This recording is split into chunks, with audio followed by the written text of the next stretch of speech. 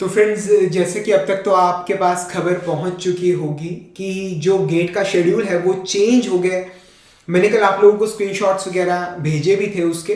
तो इससे आपकी प्रिपरेशन पे किसी भी तरह का कोई भी असर नहीं पड़ेगा, किसी भी तरह का कोई भी असर नहीं पड़ेगा। चेंज बता देता हूं कि क्या हुआ है। ठीक है, सैटरडे को मॉर्निंग में 9:30 टू 12:30 आपका प्रोडक्शन एंड इंडस्ट्रियल का एग्जाम था, पहले डिसाइडेड था वो।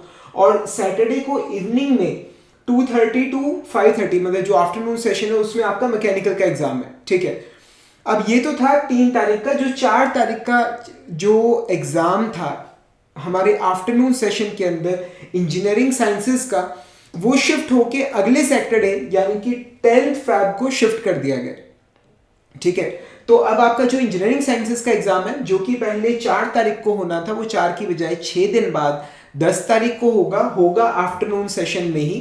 ठीक है, 2:30 to 5:30 engineering sciences, Saturday 10th Feb। ये चीज आपको समझ आ गई? ठीक है, तो इसका आपकी प्रिपरेशन पे किसी भी तरह का कोई भी असर नहीं पड़ने वाला। ठीक है, मतलब इनफैक्ट आपको 6 दिन ज्यादा ही मिल जाएंगे, तो आपको किसी तरह की कोई दिक्कत नहीं आएगी, ना ही आपकी कोई प्रिपरेशन स्ट्रेटेजी में किसी भी तरह का कोई भी फर्क पड़ने वाला है। ठीक है, और मैं आप लोगों को एक बात बोलूंगा कि अगर आपकी पूरी प्रिपरेशन हो चुकी है तो इस वक्त आप फोकस कीजिए रिवीजन पर और ऑनलाइन टेस्ट सीरीज पर। ठीक है, और वो बच्चे जिनके 1 या 2 सब्जेक्ट्स रह गए हैं वो इस दिसंबर के अंदर अपने उन 1-2 सब्जेक्ट्स को पूरा करके जो जनवरी है उसमें पूरा रिवाइज कीजिए, अच्छे से टेस्ट सीरीज लगाइए।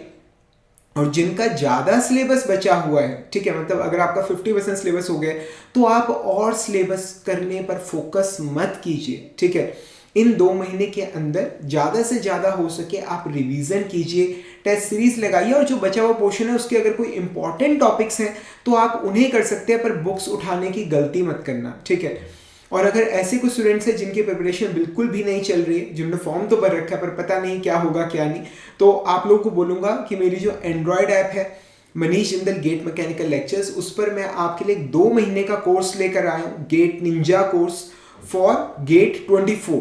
ठीक है, तो अगर आप 24 पे ही फोकस्ड हैं तो आप उसे ज्वाइन कर सकते हैं, और अगर आप गेट 24 को एज ए ट्रायल दे रहे हैं और 25 आपका मेन रहने वाला है तो जो गेट 25 बैच है आप उसे ज्वाइन कर सकते हैं।